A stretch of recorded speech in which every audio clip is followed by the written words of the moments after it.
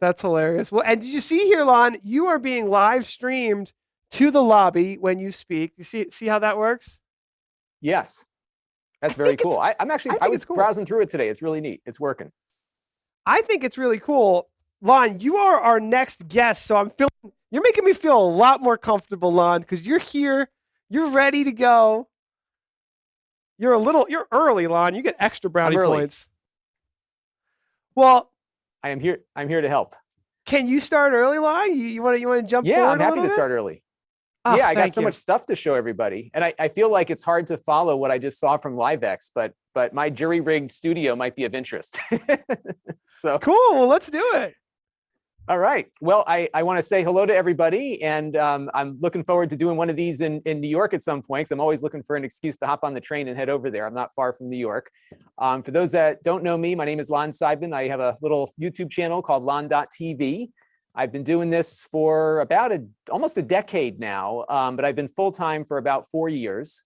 I shoot video in my basement, and I thought I would show you my studio. And because I have a little extra time, I thought I would just show you how long I've been doing this for. So although I've been doing the YouTube thing for almost 10 years, apparently I just looked back in my archives. I've been doing video stuff for 30 years. And I found this clip last night of my cable access show that I had when I was 13. I covered video games. And what's funny, I was thinking about this whole notion of live production, and so much of what I have done throughout my life with videos. I was interviewing a guy at a video game store in this shot here. So much of what I've done in my life as a video producer has been done live, and I've tried to cut my editing down as much as possible. So when I got into this YouTube thing, I was trying to find ways to streamline what I was doing.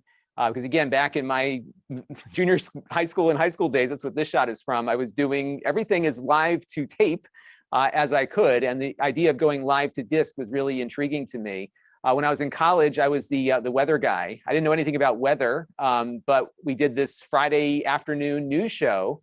A lot of my friends are working in the industry now, and they would put me out in weather and snowstorms and everything, and we would cover everything as live as we could get it, and then we would roll packages in and other things in live. So when I started thinking about how to streamline my workflow for YouTube, I was trying to find a way in which I could get to a point where I'm just stringing clips together to upload. Part of the problem was that I was working full-time when I first started doing YouTube. I was in the process of becoming a dad, in the sense that my wife was pregnant with our first when I was getting started, and then we had the baby. So I had full-time job, baby, and YouTube, and I wasn't sleeping much. So anything I could do to cut down that time in which I was down here producing was really a big deal. So back in, I think, 2012-ish, I got one of the ATEM television studios, and I can go into my full origin story in another keynote, because there's a whole big story with that. But I got the original ATEM TV studio, and I decided to try to shoot some review videos that I was shooting with my phone live down in my basement, in the same spot that I'm in now. And this was the first one that I did. I had chroma key going on here. I was reviewing this laser tag gun that I got in through the Amazon review program. And it was kind of neat to go down and shoot this, because I was able to produce a full video in like a third of the time that I was normally taking, because a lot of times it would be shooting B-roll, getting myself on camera. There was a lot to it. And the fact that I could come down and just kind of get it all shot in one go was really appealing to me. And then I got another piece of equipment. This is the Blackmagic shuttle here, which allowed me to record onto a solid state drive using ProRes. And so even the transcoding I was able to cut out of the mix. And that brought me to kind of where I'm at now. I did have a TriCaster before. I'm now on vMix, and I'll show you my little setup here. I see I got a question in the, couple of questions in the chat, which I'll get to in a minute too.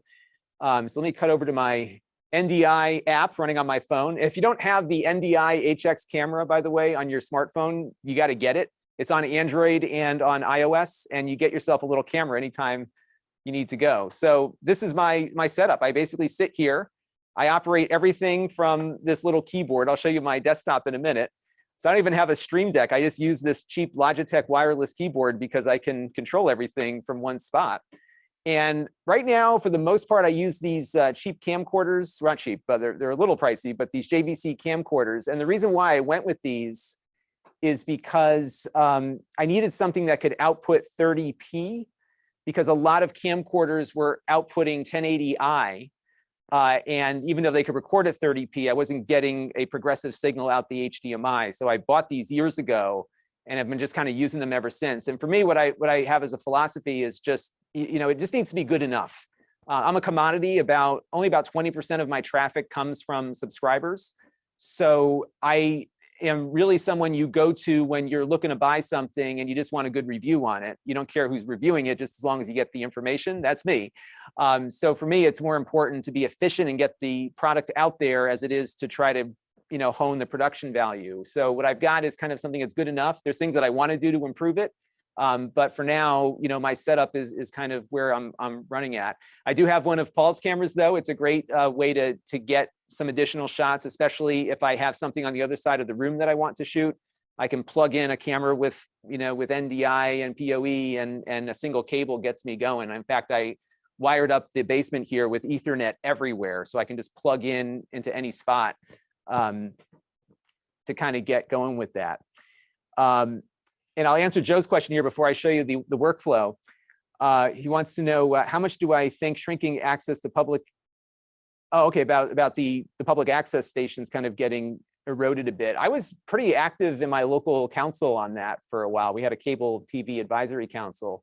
And I don't know, I think it's good to have local studio space. We have a nonprofit that operates our local public access now, and it's actually working out pretty well for them. But it does impact things because you need to learn how to do this, right? And I think having that facility is still going to be really important. And I do see a pivot, I think, for a lot of these cable access stations to start doing streaming, live production, as opposed to just going out onto their cable networks. But it was a really important thing in my life to have access to that, because when I was a kid 30 years ago, you couldn't do this at home easily. I had a camcorder that I would hook up to my VCR, and that was pretty much it, right? So it was harder back then. So let me show you just kind of how this works here. So I've got 3 cameras that I have going all the time. So this is like my product view camera.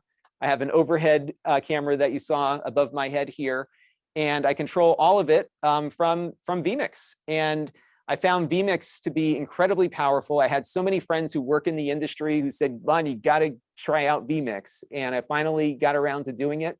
My TriCaster was starting to get old, and I needed something to switch to. And I was obviously looking at the next iteration of the TriCaster. And then I said, well, you know what, let me try running my whole channel off of my gaming laptop here, my Lenovo laptop. And believe it or not, I was able to run everything I do on the TriCaster off of a laptop. And I said, wow, this vMix software is pretty powerful. So I kind of went into vMix full bore. So what I do when I'm shooting a video, let me pull up my thing here, is as I am shooting the video, I am logging clips. So what I keep is kind of like a list up here of all the clips that I'm going to keep. And I don't script a lot of what I do. So a lot of times I'll do 75 takes before I get to something. But what you see here on the left-hand side is me just kind of introing the video that I'm about to shoot. This is the review that's going to be uploaded later this evening. And I kind of just shoot in these short little spurts. I am anti-jump cut, so I'm always looking to the last clip to see what shot I left off on, and then I jump to the next one. So I just kind of log everything here. I do have somebody that helps me edit. He was going to be here to maybe help run the camera today, but his brother got COVID, so I told him to stay home. That's why we went with the mobile thing. But you can see how it kind of comes together. And I do keep a little outline on the table with me to make sure I cover everything that I want to get covered. And then I roll in footage as often as I can. So for example, this was a roll-in shot of what the laptop was doing with YouTube. Some of this game footage we shoot off. It's funny. I think it's like what you start with kind of becomes your habit. And this didn't feel like I could not get into this workflow until I was doing it the way I do it, because that's the way I'd always been doing it, since I was a kid. So that was kind of the genesis of it. And it's funny because when I look back at some of those old videos, when I found those, I was like, oh my gosh, like I'm doing it the exact same way I was doing it when I was 13. It's really kind of funny. Yeah, what happened was there was a newspaper article, like our local paper, and there was a kid my age who was in the paper profiled with his own TV show. And I'm like, I want my own TV show. I have no idea what I want the show to be about, but I want a TV show. So they had like a little class you took at the cable access station, and you had your own TV show. And then I started buying video game magazines, and I made it about video games. I should have stuck with it. I would have been like a big time Twitch streamer at this point, but. Twitch went down today. We tried, Twitch interests me because it's owned by Amazon. They're doing some great stuff. I don't know if I'm more interested in Twitch, as you mentioned, or Amazon live streaming, which you also mentioned. The Amazon live streaming thing seems like a massive potential for e-commerce people, but also just creators like yourself. Well, it's huge, and you know, it's there's two things that Amazon's doing. The big one is the on-site video, at least for me, revenue wise, because you basically get an affiliate link on the product page on Amazon, so you're getting the benefit of all that traffic coming to that product page. So it's really, for what I do, it's really well suited, because each video I do product reviews, is about a product.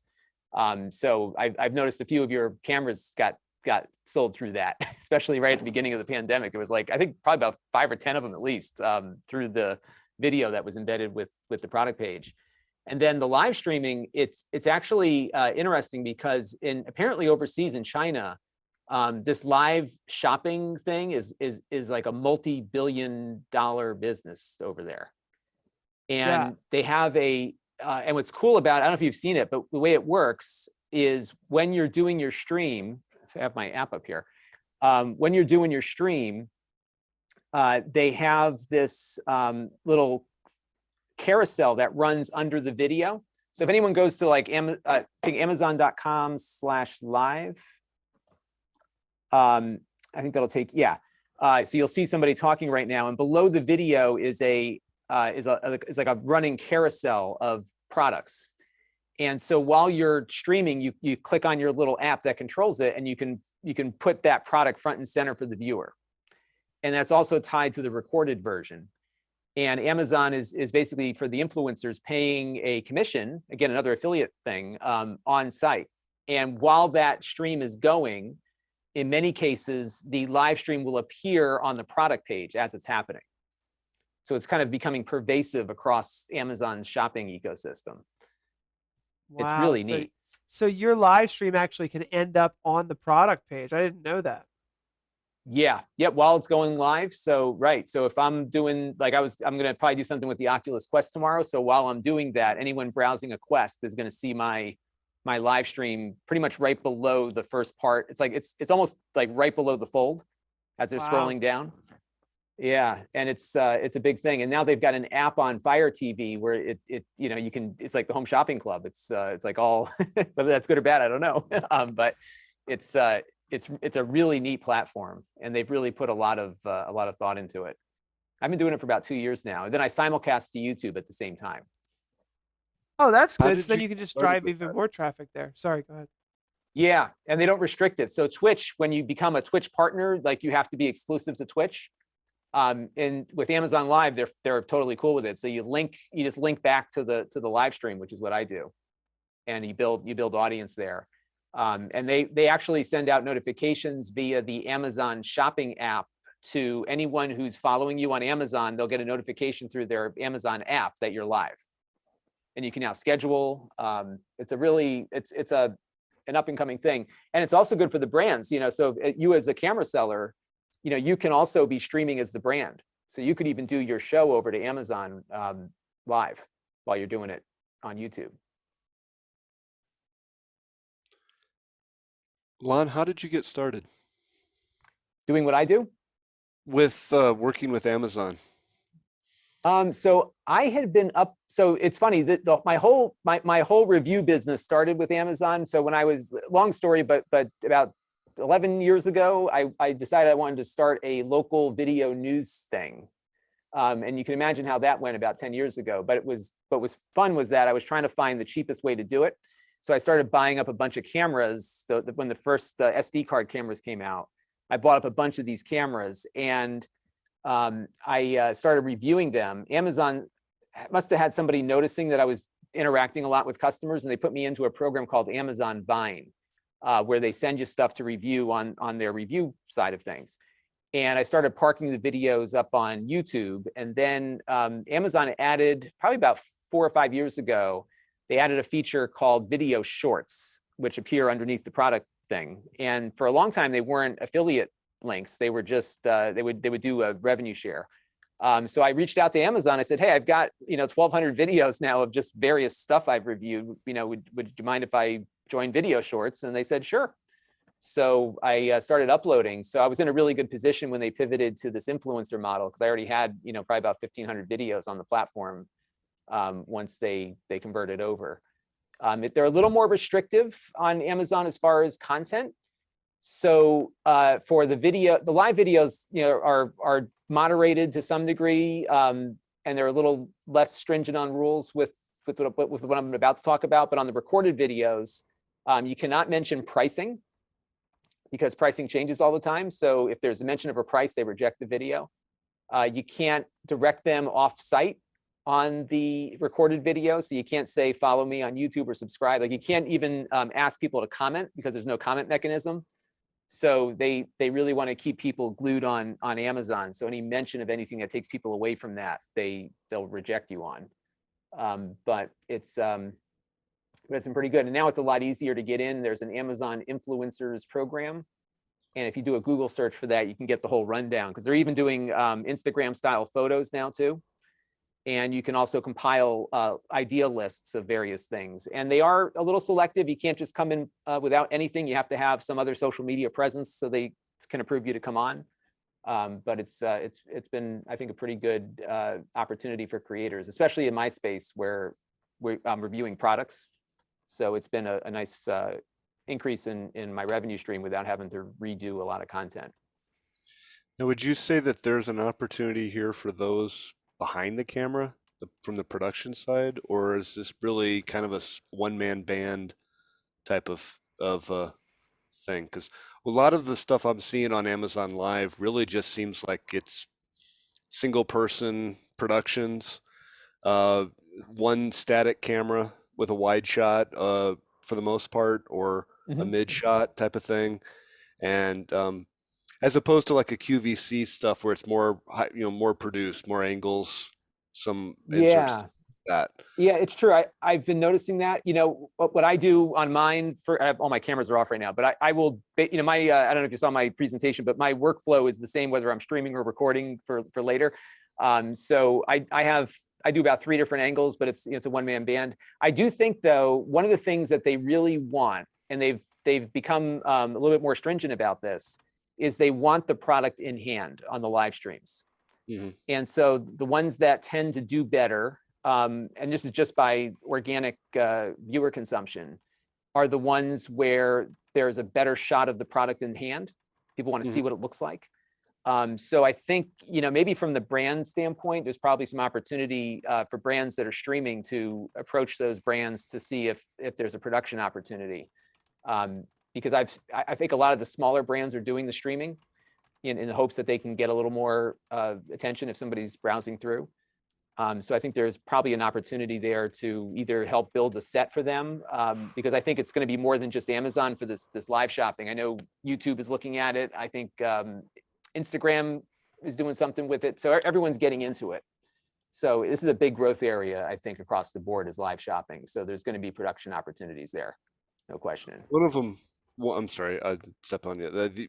One of them that I saw about a month and a half ago that really stood out for me was an older gentleman, a retired chef who was in his 70s, and he had an assistant with him, but they were cooking on their patio. So this must have been, like, I guess, a couple months ago, but they had a grill and they were making a pizza, and absolutely everything you saw had a link in that carousel below.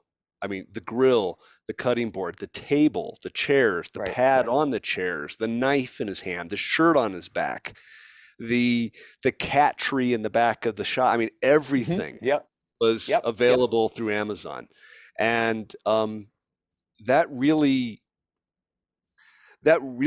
kind of suggested to me that they are strongly involved in the production, because basically they dropped off an entire patio set for him. I mean, Right. Exactly. everything, grill, utensils, knives, cutting boards, patio table. I mean, 24 products across the board, including his clothing, Right. everything. Oh yeah. Yeah, Their and they have like shoes, a whole. watches, Yep. everything. It was all part of the carousel. And at some point, he pointed it out. And but even food stock, because they were talking about the dough skin, the pizza skin, and then the cut up mozzarella and the tomato sauce and everything. Every one thing that was on the pizza you could order from Amazon as well. And when he was talking, appeared in the carousel.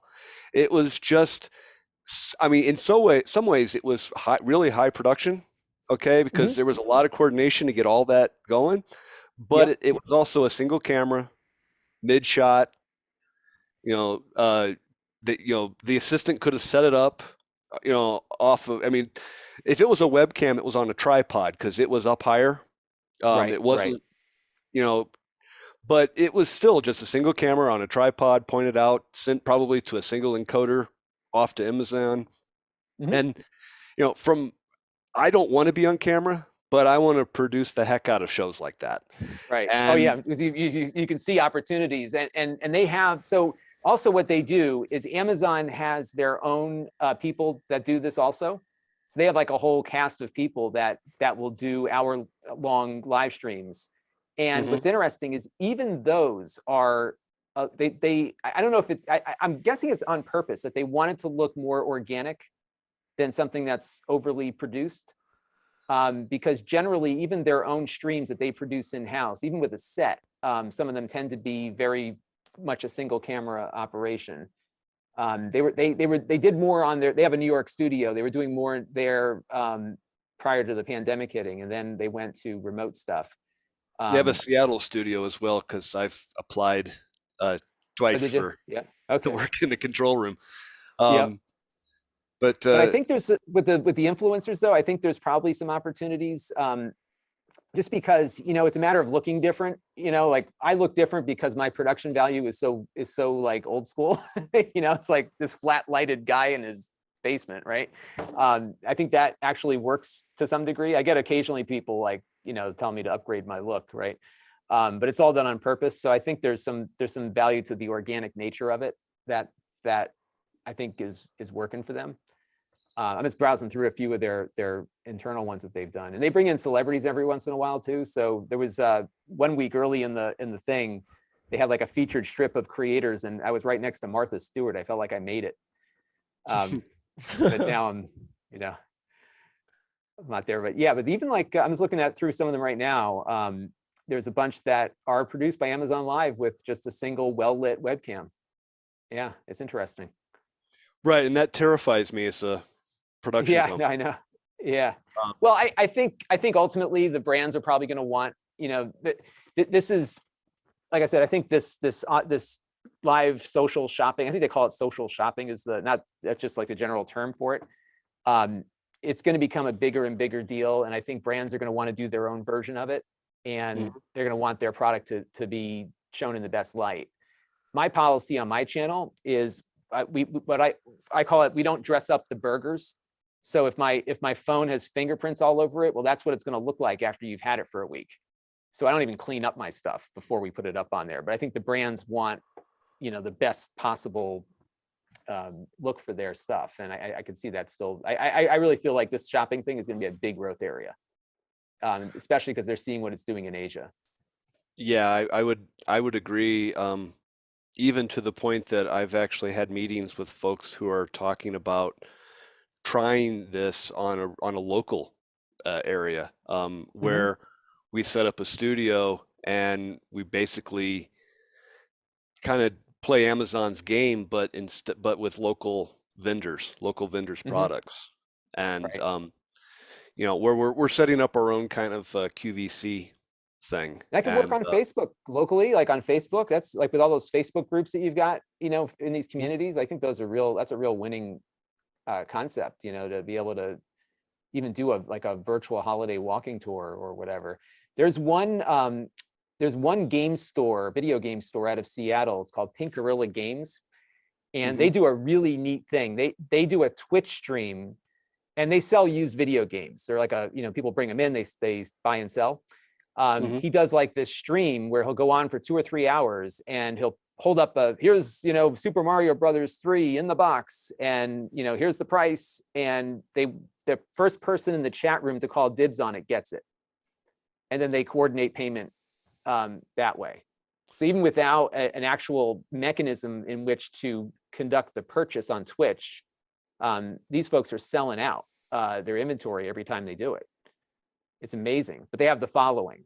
But I think, from the standpoint of what you just talked about, locally on Facebook, like a Facebook group, pop on live in a Facebook group, everyone's going to pour in there, and it's local. I think that would really do pretty well. I did a virtual shad bake this year for our local Rotary Club, where we were taking donations that way, and it was kind of fun because people were popping in like, wow, this is actually happening here, and it's in my town, and it's on Facebook, and it was kind of a neat thing. The idea started off as trying to find a way to use video to kind of help empower these local businesses who feel threatened by Amazon. And really, we can kind of let Amazon show us how to play their own game. And but yeah, no, it's lots of possibilities. Live shopping is, I wouldn't even say it's in the infancy yet, at least not here. I'm not sure how formed it is in Asia, but sounds like they're a little more further advanced than we are. And if you look at the equivalent, if you look at the retail going through the challenges it's going through because of online shopping, what you're losing is the expertise of that salesperson. This brings it back. And I've had more than a few occasions where I'm doing one of my Amazon live streams on a certain topic, and customers will come in and ask questions like, hey, what should I plug in for this thing? And they can get an answer right away. I bought my camcorders that I run the channel with. I mentioned during my presentation before my thing exploded that I had to get a camera that could output 30p out of its HDMI. And this was a couple of years ago before I even knew about Paul's cameras, which do that. And I wrote to B&H saying, look, here's my price point, and I need 3 of these things, and I need it to output 30p. And within a couple hours, they got back to me with exactly what I needed. And that's an expertise level that I think we're losing with retail disappearing. And I think that's where there's a real opportunity to help people make buying decisions. And that comes back to also the need for the influencers to be really careful about how they present themselves and their relationships to these brands, because if you're being paid to shill something, that might create some issues for a customer that's looking for a straight up answer as to what might work best. And one thing that's interesting about the model, though, that online shopping takes is that YouTube will pay you your revenue share whether you're misleading people or not, right? It's based on just ad views. The way the commissions work on most of these platforms, when somebody's buying something and you're getting a cut of it, if that item is returned, it comes out of your revenue. So if you're leading people down the wrong path and telling them that a crappy product is great, you're actually disincentivized for doing that, because you'll see your rate of returns go up, and you'll lose revenue. So there's so interesting. It's a neat approach. I think the amount of change that they have ushered in. If you go like all the way back to, hey, we don't actually have to sell all this stuff. Like, they sell it, but they don't actually have to stock it and buy it. It's just warehousing and front end. So they just massively expanded their distribution network, then empowered the creators to massively extend technically their salespeople. Like, they just made everybody their salespeople. I mean, that's nuts. I mean, that's exactly nuts. It. And it's one of those things where customers want, and this has been, I don't have it in front of me, but there's data out there about the fact that consumers really prefer to get an independent view of an item, whether it's a camera, for example, or something else, you know. And what's funny, Paul, is that, you know, when I did the review of your camera, you know, my video lives on that page. I get very few, I don't get many views on it because there's not, you know, all that many people in the business that we're in, right? It's not at the level of a smartphone, for example. But even though I only get a couple of views on it every now and then, the conversion rate is, from a revenue standpoint, is so much higher, because that customer, you know, got what they needed from that review to understand what they're getting into. So, you know, you don't have to be a Marcus Brownlee to make a living. You know, you really just need to get you know, look at yourself as a commodity, and, you know, being a part of a commoditized system of information. And you can do pretty well, even if nobody knows who you are. I can walk through an airport, nobody knows who I am. It works out really well. So it's pretty good. I went to the retro video game convention in Hartford, Connecticut last 3 weeks ago. And there's a creator named Metal Jesus Rocks, who's one of my favorites, and we talk all the time because we're, you know, in a similar business. And it was fun to watch him at this thing, because he's a celebrity in that group, right? You can't even walk anywhere without getting inundated, but he can still go to the airport and nobody knows who he is. It's really neat how media is becoming so specific. I agree.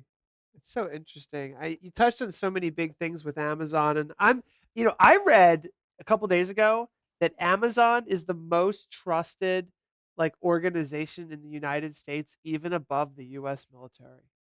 And I Is it know, really interesting? yeah, and I just read that recently in, like, a investment thing, and then I was just like, that's so, because you hear so many different sides, but I guess the bigger you get, the more enemies you make. Because a lot of people are like, Amazon's destroying the world by destroying, you know, retail and all the mom and pops. But then after, you know, COVID, it's like, well, that's out the window anyway, because no one wants to leave their home, so no, you can't blame them for Right. that anymore. And then I start to realize, like, how they have just, like, revolutionized distribute. They're the biggest, like, trucking distribution company in the world beyond FedEx and UPS. It's just like, Yeah, mind blowing. it's They still crazy. And use where FedEx I and live, UPS.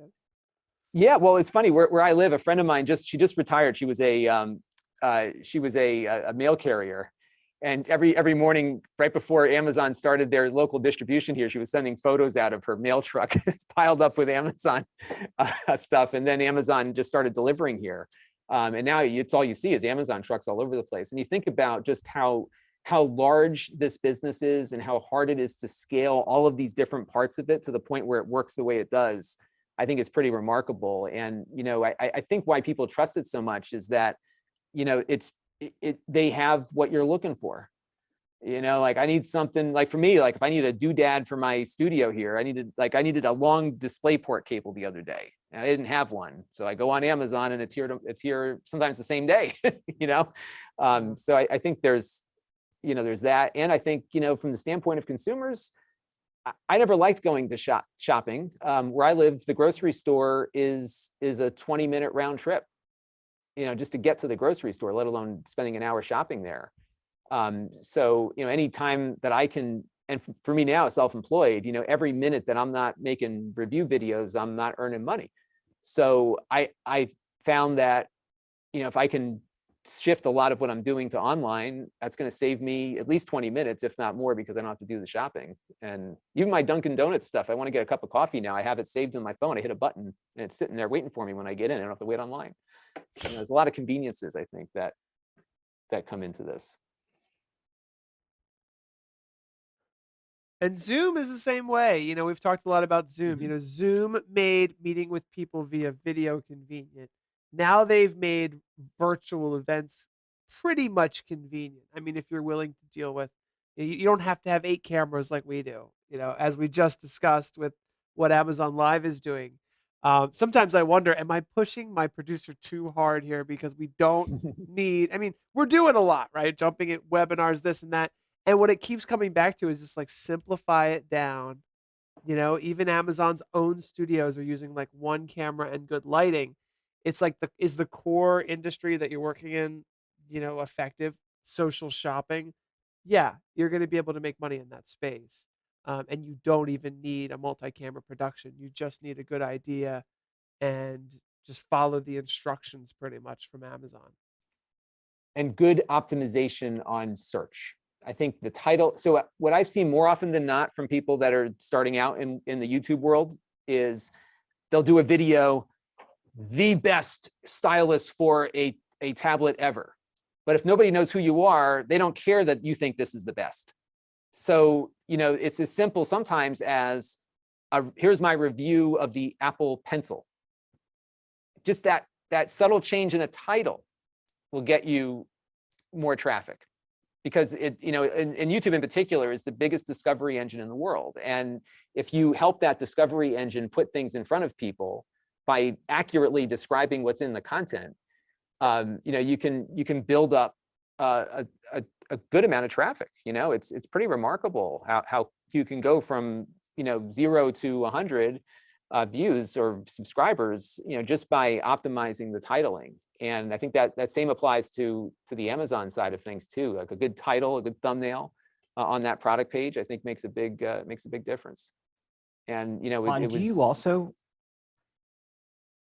Sorry, real go quick, just Lon. Like, do you see where the sensationalism though of like titles and thumbnails, like people want to cut through that now, and they really just want a trusted source that's presenting them with accurate information, still giving your insight and tidbits. But I think that's, you know, something to be said for that too. We're past the sensationalism that it was. Yeah, I agree. I think, you know, I'll show you my my thumbnails real quick. I brand mine really simply. Everything I do is just simple, just because I'm not an artist. I have no talent to do anything complex. But you know, I have my thumbnail is a branded thumbnail that I have. It is, here, I'll pull it up here. Hopefully my, I don't blow up my NDI thing here again. I'm running it through a different switch now, so hopefully this will resolve the matter. But I have done with my stuff here, I don't know if you can all see that. I've got this yellow branding, and it's the product and its review and a little picture of me. So, you know what I mean? Because like I know 80% of this traffic is not going to be for Lon, it's going to be for the Tula mic, right? So show the product. And there's a picture of me so that people know that they're going to get presented to. So I think it's important for you to be in the video, but I try not to go nuts on the sensationalistic stuff. And I think there's also some age demographics on thumbnails. I think younger viewers are turned off by my thumbnail because, you know, who's this 45-year-old guy telling me about this thing? But yeah, I agree. I try to keep it no nonsense. My gut is that no nonsense is going to be where people want to go, because I think there's a lot of corruption in my industry, like a lot, not from the companies, but from the creators in there who get paid off to do stuff. The big brands I think are more responsible, but I know a lot of the smaller brands, you know, are doing some things that are often a little on the, you know, on the corrupted side. But yeah, I think there's that, and you know, I try not to waste people's time either.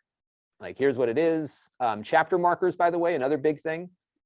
So this is a big thing on YouTube now. So if you're not doing this, you should totally do this, because this actually helps Google searches. So if you label things like this, you get DVD style chapter markers. You can just jump to things, and then it'll even show up in the side here. And you'll see on Google search results that even within Google itself, you will get actual breakdowns of timestamps for different portions of the video. So all of that stuff, you know, helping people not waste time is a big deal, especially when they don't know who you are. Because I don't entertain anybody. I'm not entertaining at all. Ask my kids about that. I wouldn't say that. My kids find me very, very unentertaining, but at least they're just joking with Daddy. But it's fun. I really like what I do. It's and I started from scratch. You know, I didn't come into this with you know, with a following. And what's funny is I have, you know, 300,000 plus subscribers, but I don't get the view count that a channel my size typically gets. And I found the one frustration is that because I'm all over the place, my audience that has subscribed to me is all over the place. So I'll find certain product categories get way more traffic than others. But when I put it up there and let it sit, it'll slowly accumulate views. And so my biggest revenue generator and among my largest view count category, believe it or not, are printers. Like inkjet printers, like that, because they're everywhere. Everyone needs one and everyone hates them.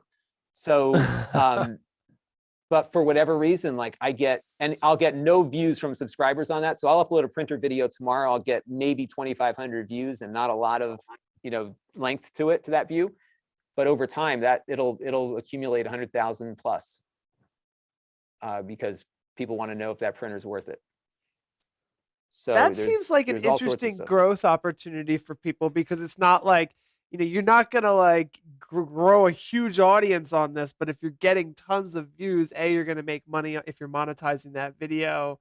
And there might be some, that's kind of a weird scenario where you like almost like consumables, where it's like you want to know about it, but then once you buy the darn thing, you're done for years from now.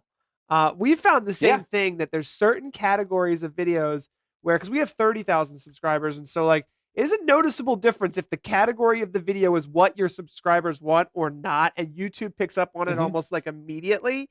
It's like if you do hit your subscriber base properly, you can just like get half, like if you have 300,000 subscribers, you might be able to get like 100,000 views like in a week. Or at least we've found, like if it's square on with exactly what your subscriber base wants, like instead of getting like 200 or 500 views, we'll get like 5,000 or 10,000 in that first week.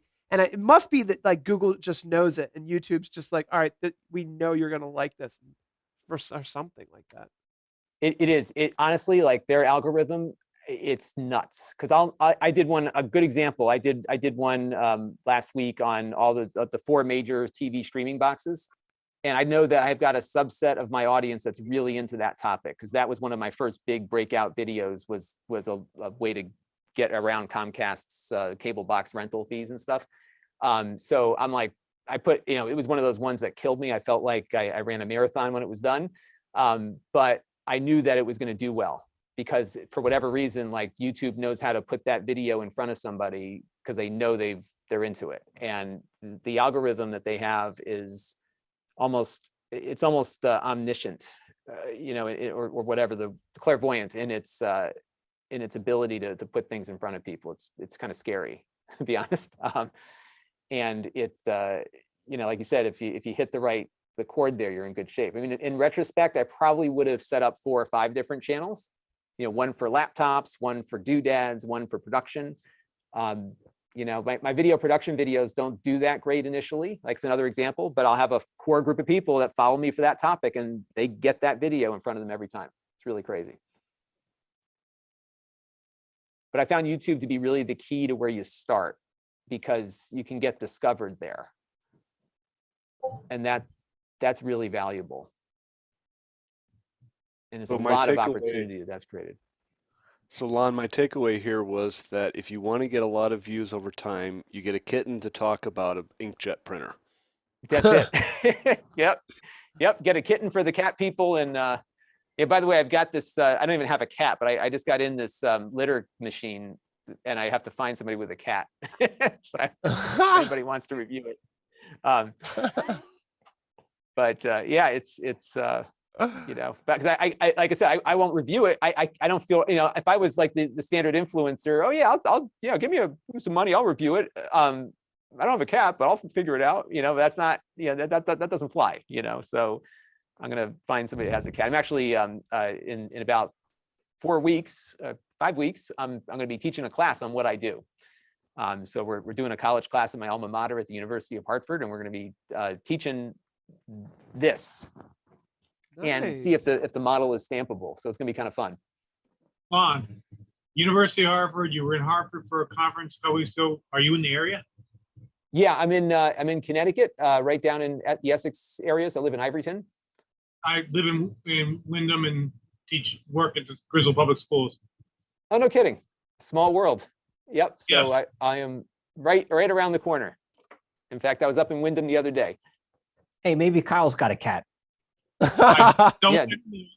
I did. They both sadly passed away in the past year. Oh, Yeah, no, no, sorry to hear. very sorry.